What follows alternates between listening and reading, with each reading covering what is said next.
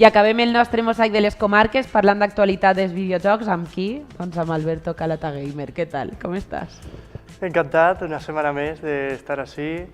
Crec que la gent està preguntant-se a on dimonis estava la secció. Bueno, és que a veure, Alberto, hem estat en festes i no podem a voltes abarcar-ho tot. No passa res, una seccioneta que ara segurament passarà a ser mensual i no passa res perquè farem un resumen de tot per a que la gent no perga tampoc aquesta actualitat dels videojocs. Bueno, no passa res. Jo invertiré el temps en centrar-me en altres projectes setmanals. Claro que sí. De fet, ara estic ahí en YouTube, així que anem a veure què fem. Parlant de videojocs també, així que, ja igual veurem. Fas influencer i t'hem de fer entrevistes ahí especialment. Ja veurem com és la cosa.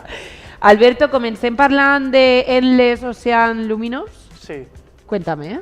Bueno, pues este és un videojoc que ha eixit recentment, aquestes setmanetes, i que no és un joc per a tothom, és un joc prou de nicho, i és que és un joc que ofereix una experiència d'exploració submarina. Ah, que guai! Investigar el fons del mar, gaudir d'aquest espai, fer fotografies als peixos.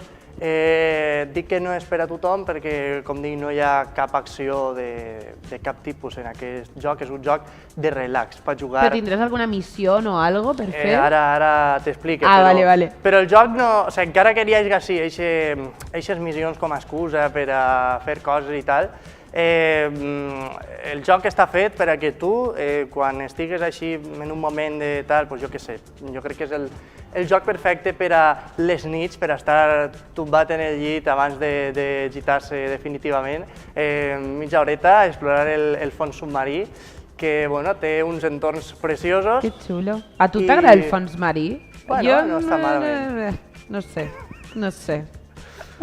El cas, en Endless Ocean Luminous, efectivament, tenim un mode història que és més una excusa. De fet, a les dues anteriors entregues que van eixir per a la Wii, ja fa temps, no hi havia. De fet, era això, entra i explora i fes fotos i poco más. És un joc per a gaudir del fons marí.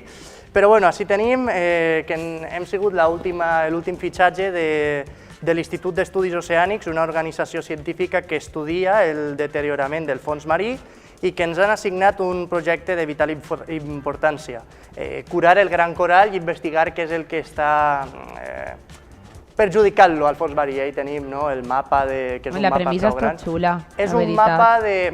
i ara parlarem de l'online, fins a 30 jugadors, que també és un dels forts d'aquest joc.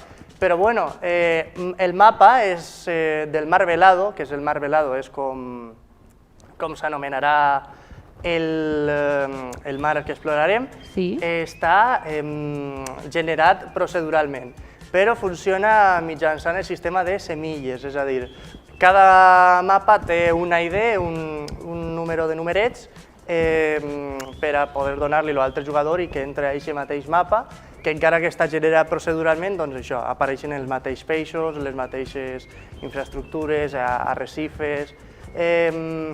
És una premissa relaxant, com dic. Jo he estat aquestes setmanetes jugant perquè vaig ir fa setmana i mitja. Ah, el tens? Fa setmana i mitja. I què tal? Ja dic que és un joc perfecte per a aquests ratets que no vaig a posar-me 2 hores a jugar, jo què sé, al Rocket, al Zelda, per exemple, però mira, tinc un ratet lliure, anem a explorar el fons marí un ratet.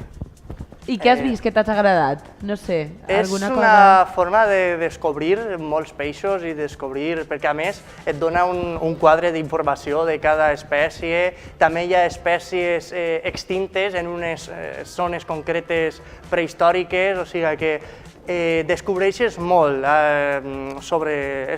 També tens molt aprenentatge sobre el fons submarí. I, de nou, això, també hi ha esdeveniments on apareixen monstros raros, eventos, i el que dic, també la principal novetat, a banda d'aquest mode història que és un poc excusa, el mode online fins a 30 jugadors, que poden ser aleatoris o amics.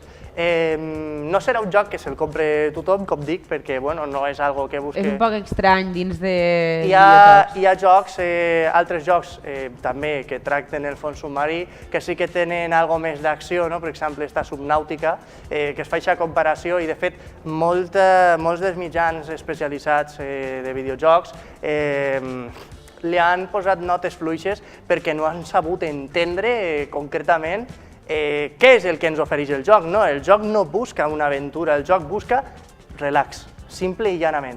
És, més ben dit, un simulador podríem dir que és més proper a un simulador de busseig que a un videojoc, realment.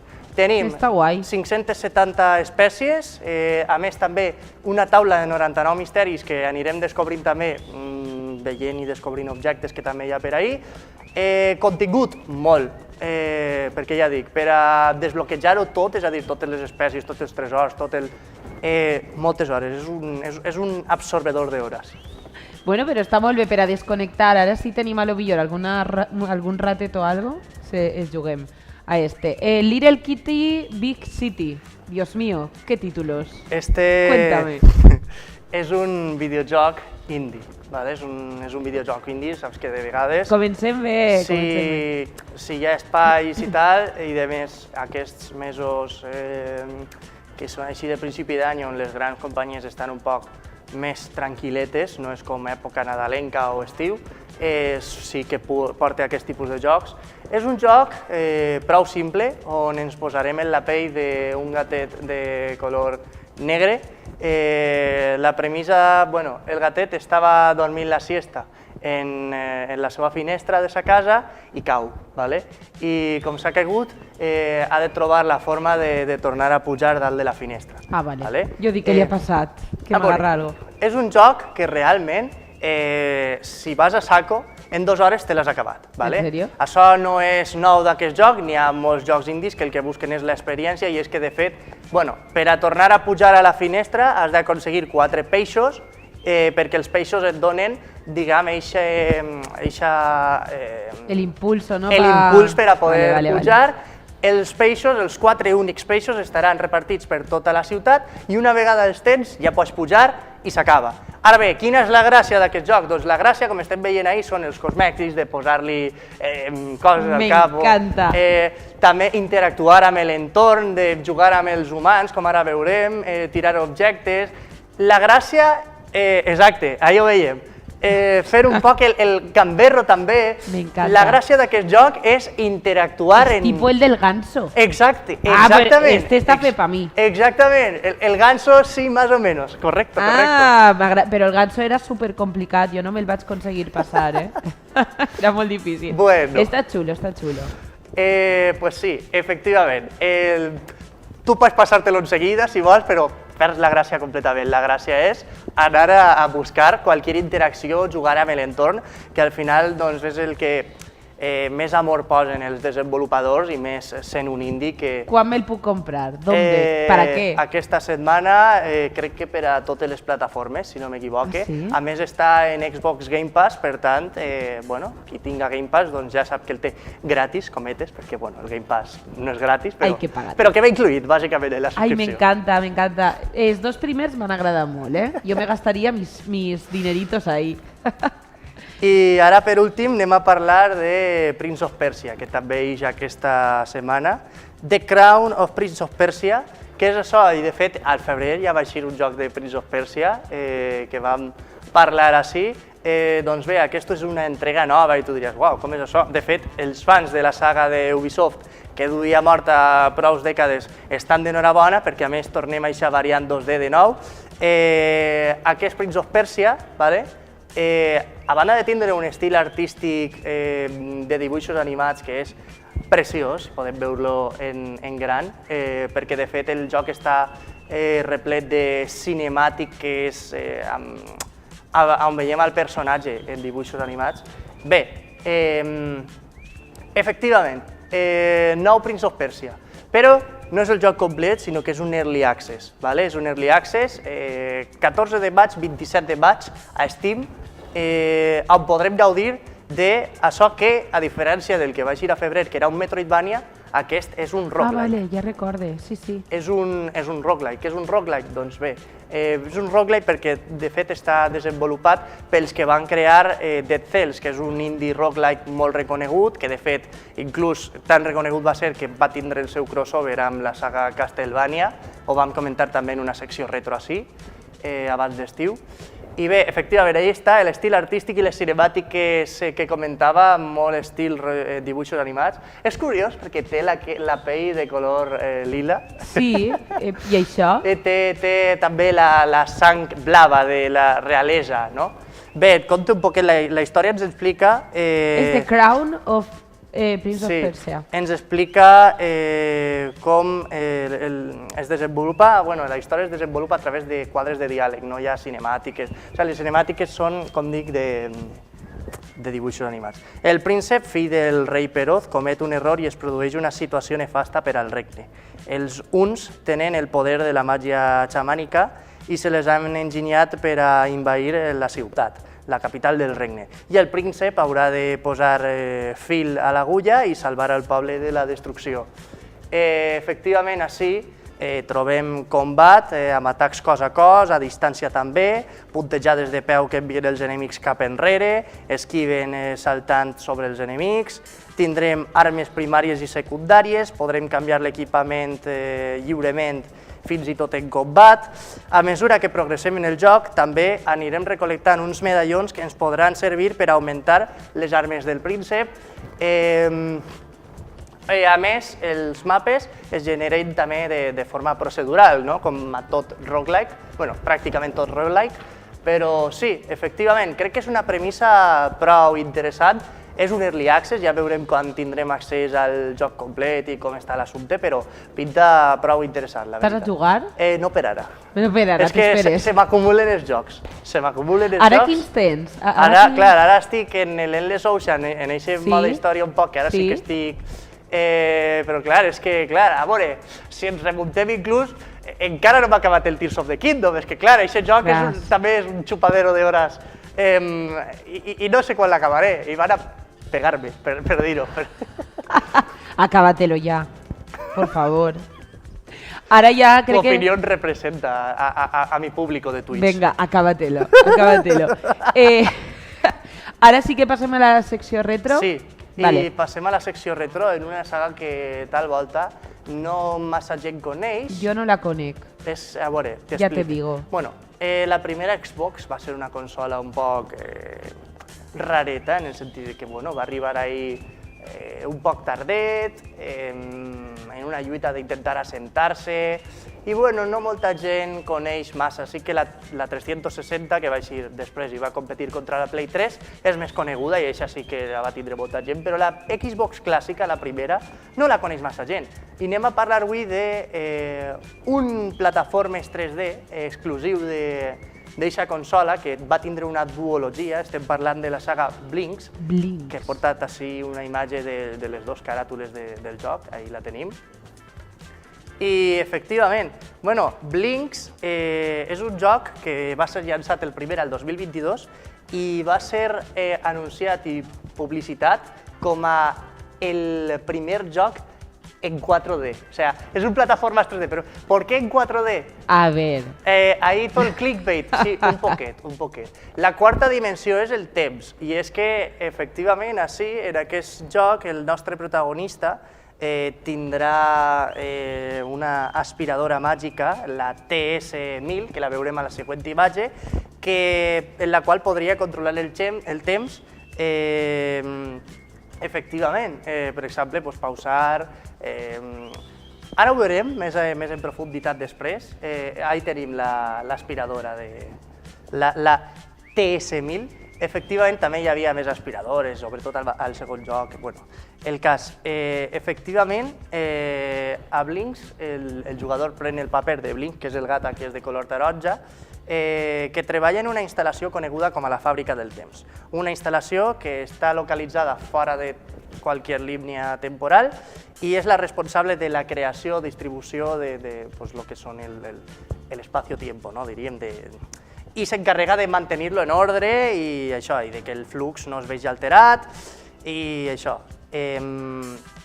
Quan es troben problemes tècnics i una corrupció en el flux del temps, Blinx és un dels escombradors del temps que ha d'encarregar-se de corregir-los i salvar el món. Així tenim una imatge, efectivament, del control de l'aspiradora, de com controlar el temps.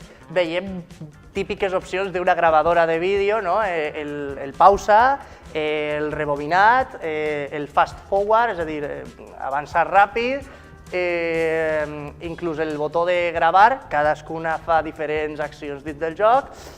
I bé, per guanyar una habilitat de control de temps tindrem que recol·lectar almenys 4 vidres de temps que estaran esparcits per el mapa, que apareixen flotant, girant resplendents al món. El joc compta amb 9 rondes o zones, bàsicament els mons.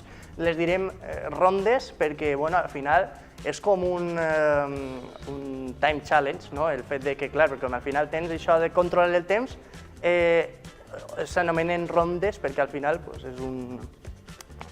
és com un desafiu, podem dir. De fet, al segon joc, després parlarem que hi ha també diferents rondes en el mateix món i el cas. Efectivament, opcions de tota índole per a controlar el temps. Aquest joc, els monstres estan classificats per colors, indicant la seva dificultat, i presenta també una botiga amb millores per a les aspiradores i també té diferents objectes, missils per a l'aventura, bàsicament. Per exemple, hi ha una ranura del temps que ens ajuda, així tenim també, és que l'humor és molt característic, recordem, estem en l'època dels plataformes 3D en el seu auge, abans d'aquesta època no, és que ara lo realista, que si Uncharted, que si The Last of Us, estem abans, a l'època de Ratchet & Clank, de Jak and Daxter, de Sly Cooper. Això és 2000, 2002. Inclús Banjo-Kazooie, més abans de la 64, i aquesta època Xbox no anava a quedar-se enrere i porta aquesta aposta, que al final és un estudi que no és intern, però sí, és exclusiu de Xbox al cap i a la fi. I efectivament, Blinx 2, que és el que vindrà ara, va eixir 2 anys després, al 2004, com a seqüela directa del primer joc i implementa nous tipus d'enemics, monstres, aspiradores, missils i objectes, amplia tota la fórmula. Control del temps, ara només haurem d'obtindre 3 vidres en lloc de 4 com el primer i tampoc tindran que ser en ordre, és a dir, tindrà igual l'ordre d'agafar-los. També tindrem potenciadors per controlar l'espai, ja no només el temps. Per exemple, tinc quasi apuntats el túnel del temps, el forat negre o la hiperdisfressa, que el túnel del temps és anar d'un lloc a un altre. Jugar també amb l'espai, és una cosa que implementa el segon joc. I així també comptem amb 5 noves zones per completar 2 rundes en cadascuna de les zones, una per als gats i una per als porcs. Qui són els porcs? Els porcs són els dolents d'aquest joc, perquè la trama explica com durant un intent de robatori a la fàbrica del temps on treballa Blinx,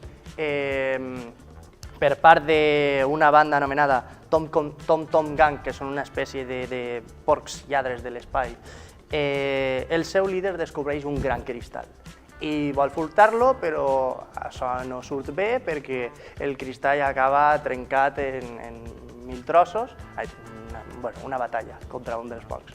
Efectivament, el cristall acaba trencat en molts trossos i Blinx ha d'encarregar-se de, una vegada més, recuperar-los tots per reconstruir el gran cristall i restaurar la pau en la màquina, en la fàbrica del temps.